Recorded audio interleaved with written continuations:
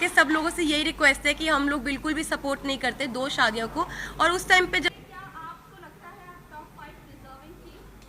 देखो बिल्कुल थी, सबका एक अलग अलग तरीका होता है गेम खेलने का। मैंने बहुत ही सेफ प्ले बोला, क्योंकि देखो जो इंसान वहाँ पे आपको पसंद नहीं है तो आपके पास ऑप्शन होता है कि आप उसे नॉमिनेट कर सकते हो। उस घर से नॉमिनेशन हर हफ्ते होती है और यहाँ पे तो हफ्ते में 2 बार होती थी। तो मेरे को नॉमिनेशन से मैं बचती थी, क्योंकि लोग मुझे नॉमिनेट इसलिए नहीं करते थे, क्या पता मैंने उनके दिल में जगह बनाई हो और घर में मैं अच्छा कर रही हूँ तभी लोग मुझे नॉमिनेट नहीं करते थे। और नॉमिनेट नहीं हुई तो इसलिए मैं आउट नहीं हुई, इसलिए मैं टॉप 5 में पहुंची। के बाद आप बहुत लो हो गई थी, क्योंकि हमने देखा आप जिस तरीके से बाथरूम में रो रही थी और आप कहीं ना कहीं डिमोटिवेट आप भी हो गई थी और अरमान जी भी हो गए थे, क्योंकि उन्होंने कहा कि मैं नहीं चाहता कि मैं विनर बनूं और तू मुझे नॉमिनेट कर देना।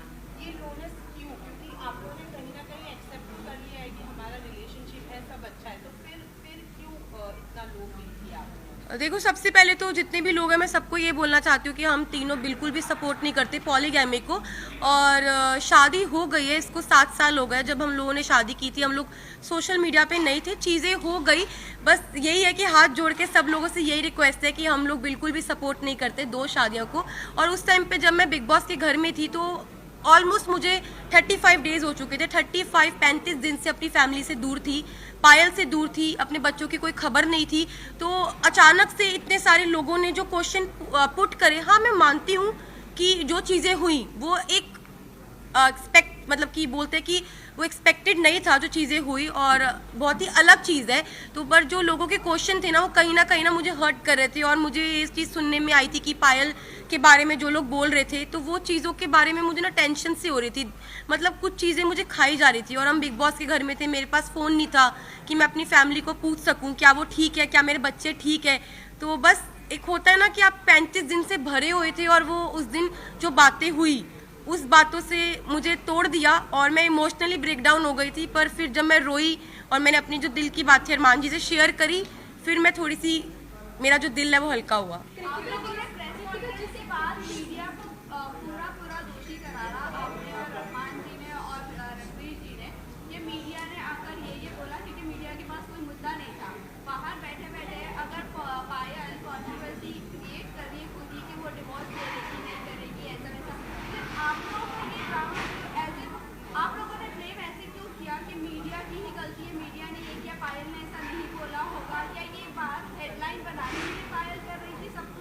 तो देखो अभी तक मेरे को फ़ोन नहीं मिला है, मैं डायरेक्ट घर से आई हूँ। अभी तक मैंने फ़ोन यूज़ नहीं करा। जिस टाइम मैं घर पे थी तो मुझे जो चीज़ पता चली, क्योंकि देखो मैंने घर में ये चीज़ सुनी नहीं थी, ना मैंने देखी, ना अपनी आंखों से देखी, ना अपने कानों से सुनी कि पायल क्या बोल रही है। तो मेरे को एक कहीं ना कहीं अरमान जी को, रणवीर जी, सबको ये लग रहा था कि हो सकता है कि कोई मेरे को फॉल्स स्टेटमेंट दी हो या कोई बात को घुमाया गया हो, क्योंकि जब तक इंसान अपनी आंखों से नहीं देखता, अपने कानों से नहीं सुनता, वो विश्वास नहीं कर सकता।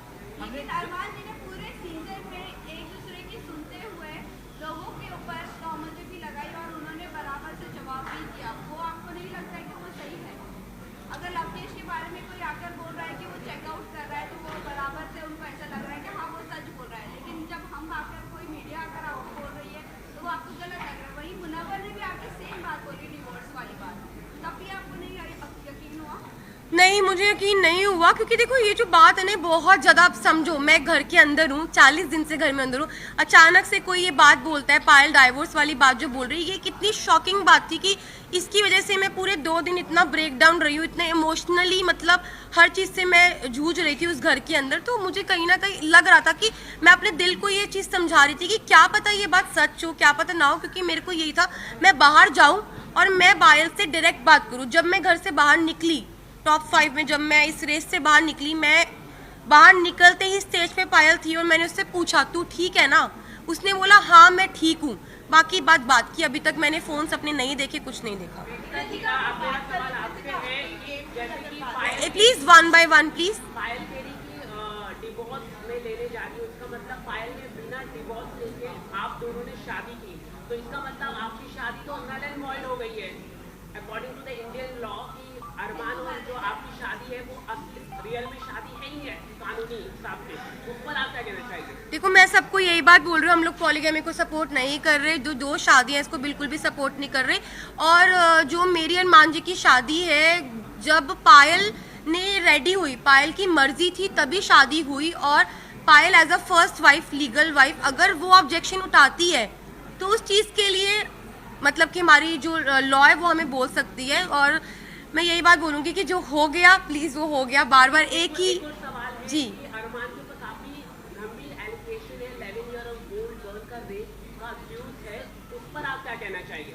मैं इस पर्सनल चीज के बारे में कुछ नहीं बोलना चाहती। I am not suppose to मालूम था I am not suppose to say any Payal ने कराया तो I am not suppose just a second I am not suppose to say anything. और भाई मुझे अपनी न्यायपालिका पे पूरा भरोसा है, जो भी वो फैसला उन्होंने किया है वो बिल्कुल ठीक किया होगा। Thank you.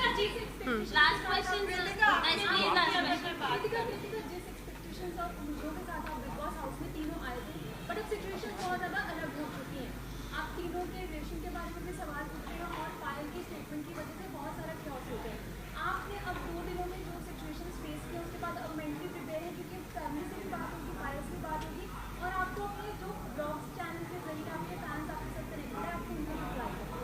जी मैं बिल्कुल प्रिपेयर हूँ हर चीज़ के लिए। हम तीनों ने जो हमारा रिश्ता है वो आप लोगों को सभी को पता है, और मुझे पता है कि वो इतनी इजीली नहीं टूटेगा। अब मैं बाहर आ गई हूँ, जो भी चीज़ें हैं, जैसी भी चीज़ें, सारी चीज़ें इकट्ठी बैठ के फेस करेंगे। एक सवाल आपसे भी है कि आप